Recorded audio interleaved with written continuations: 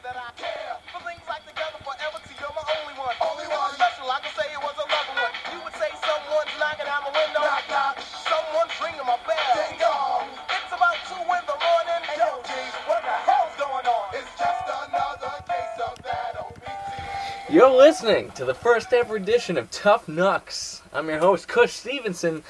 2 weeks now in the books for the Greater Auburn Slowpitch Wiffleball League. Here with the recap of Week 2, we send it over to Carl Pivington. Carl? Thank you, Cush. It was an action-packed second week of the season. We'll start with Saturday's early games. And we'll start with Bijan Tavalli of the Owls showing up in the top of the second inning and making a splash on the first pitch he sees. Tavalli steps in on the right side against Wiffleball. Swinging a drive, deep to left. Jenkins looking up. See ya! A home run for Bijan Tavalli and the Owls making a 5-run lead here in the second. Michael Q with the call on the Owls radio network. Tavalli added 2 more hits and 4 more RBIs, and Mike Benoit's dancing knuckleball kept the Snappers' bats at bay. 16-7 Owls as the final. Pinehurst Avenue moves to 2-1, and the Snappers fall to 1-2. Meanwhile, on Rochdale Street, it was P.J. Letourneau's Pelicans playing host to the upstart Thunder from James Street. It was 0-0 through 3, then the scoring started. Back and forth they went until the 6th with the score tied at 3. Letourneau delivers the 3-1 here to Berthium. And Berthium puts a charging to one, deep to left center, and this ball is out of here. A home run for Matty Berthium to give a Thunder a 4-3 lead here in the 6th. Those were all the runs the Thunder would need. Tom Anderson pitched a perfect 6th, and the Thunder make it 3-0 on the young season. We now move to later that Saturday afternoon. Again, it's Tom Anderson going for the Thunder. The Snappers travel to James Street, having lost to the Owls earlier that day, and it's Central Street, looking for vengeance in their late-game matchup. They gave starting pitcher Mike Jenkins an early lead, but it's Anderson settling down yet again. The Thunder score only 3, but it proves to be enough, and the best story of the young season, the newcomers from James Street have won their first 4.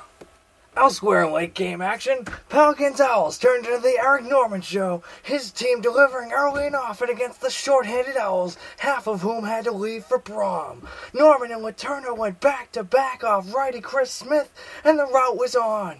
Norman went the distance, allowing only 2 base runners in a 16-0 drubbing of the Owls. Both teams now sit at 2-2.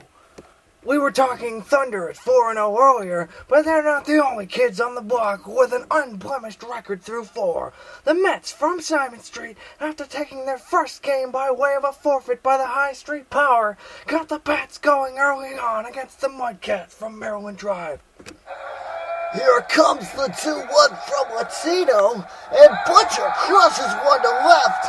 Studs go back to the track, to the wall, it's gone! A grand slam for Al Butcher, and the Mets have opened up a 6-run lead here against the Mudcats, who are sorely missing their captain, Adam Gagne. Jimmy Riffenstein with the call on WSSM. Al Butcher's first win of the season is a shutout, with the Mets taking it by the football score of 10-0.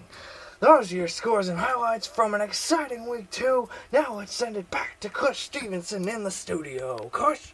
Thank you, Carl. Now let's check the standings after 4 games. Like mentioned before, the Mets and Thunder both sitting at 4-0. Behind them, it's the Pelicans and Owls, each at 2-2.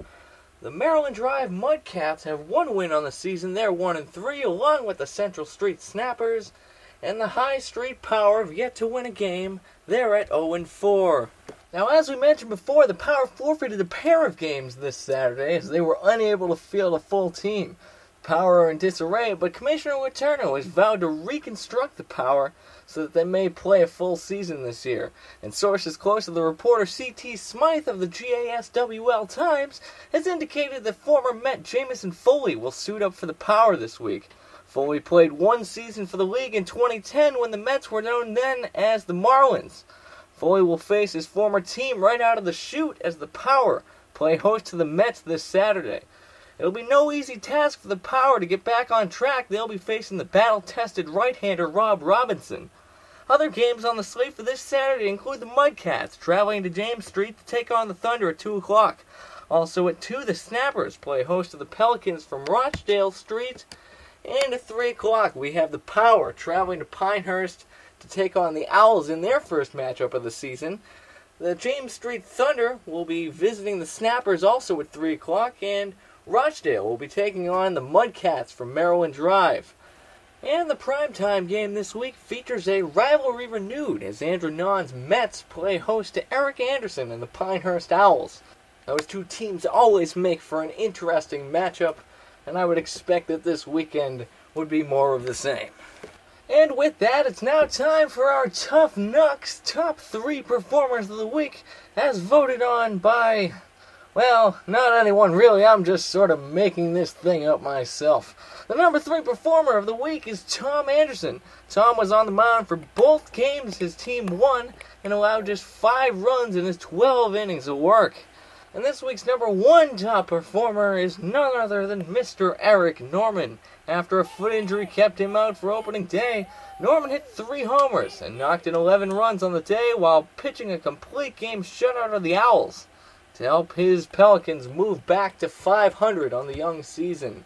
And that's about all the time we have today. Tune in to Tuff Knucks next week. We'll be talking Saturday's games, the new look Power, and we may just have a special interview for you too. Till next time, keep your weight on your back foot, see the ball, and pray